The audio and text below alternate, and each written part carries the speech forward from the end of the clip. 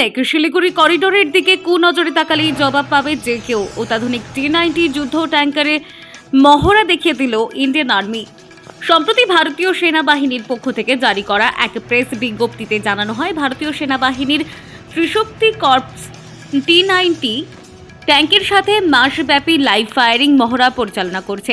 সিকিম এবং কৌশলগতভাবে গুরুত্বপূর্ণ শিলিগুড়ি করিডোর রক্ষার জন্য দায়িত্বে থাকা ভারতীয় সেনাবাহিনীরা ত্রিশক্তি কর্পস T-90 ট্যাঙ্কের সাথে মাসব্যাপী লাইভ ফায়ারিং মহড়া সফলভাবে পরিচালনা করেছে। এই মহড়ার লক্ষ্য ছিল যুদ্ধ প্রস্তুতি বৃদ্ধি করা এবং বিভিন্ন অপারেশনাল পরিস্থিতিতে সাজোয়া যুদ্ধ কৌশল যাচাই করা।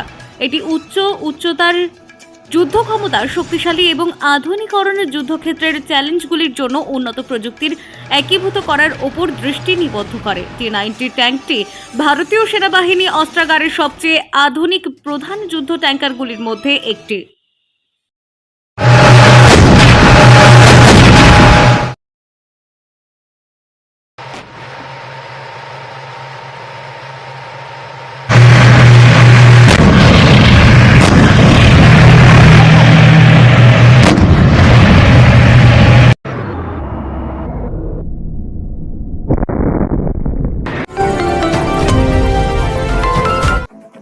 ব্যুরো রিপোর্ট, অরণ্য টিভি।